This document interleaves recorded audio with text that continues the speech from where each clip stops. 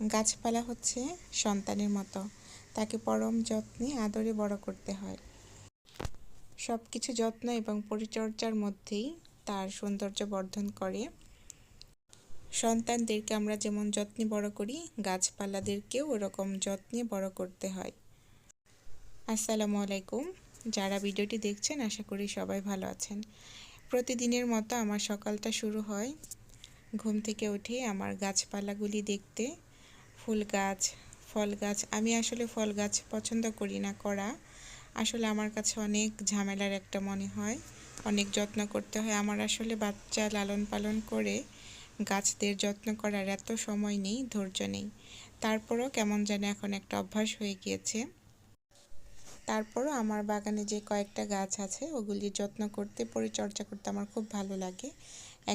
একটা মায়া হয়ে গিয়েছে ওইগুলির ওপর। সকালে ঘুম থেকে উঠেই গাছগুলি না দেখলে ভালো লাগে না। গাছগুলি দেখিয়ে পানি দিয়ে এখন আসলাম নাস্তা রেডি করার জন্য। বাচ্চারা যেহেতু বাসায়, বাচ্চারা অলরেডি নাস্তা করে ফেলেছে, এখন আমি আমার নাস্তা রেডি করলাম। অনেক দিন পর আজকে সকালবেলায় ভারী নাস্তা করব। এটা একটা স্যান্ডউইচ বানিয়ে নিয়েছি, নাস্তা করব আর বাচ্চাদেরকে হোমওয়ার্ক করাবো। কি করো তোমরা বাবা? আমরা হোমওয়ার্ক করি।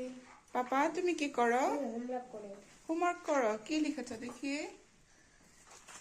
তুমি বলো কি লিখেছো মাম্মিকে। মাশাআল্লাহ, তোমার হ্যান্ড রাইটিং অনেক সুন্দর। তুমি কি লিখেছো আম্মু?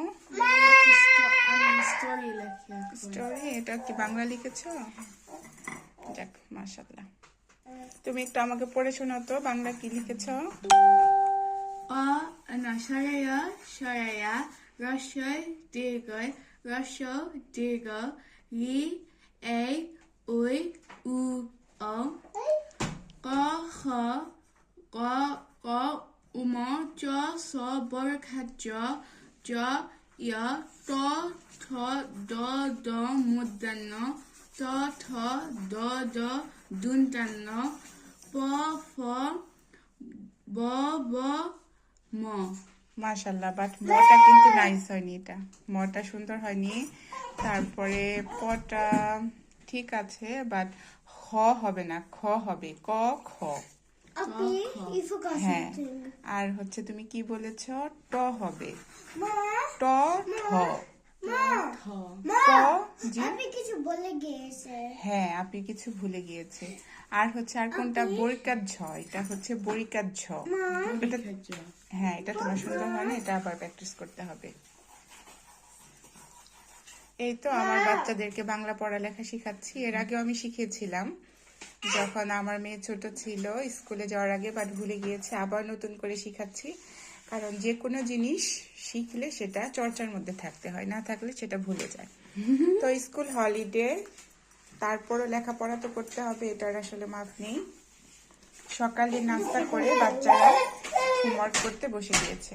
আর এই তো আমার ছোট জন ভাই বোন পড়ালেখা করছে, উনিও করবে। হ্যাঁ, গুছিয়ে রেখেছে। মাশাআল্লাহ আব্বু, অনেক সুন্দর হয়েছে। আল্লাহ হাফেজ। এরা পড়ালেখা করছে আর আমি এখন সকালে নাস্তা করব।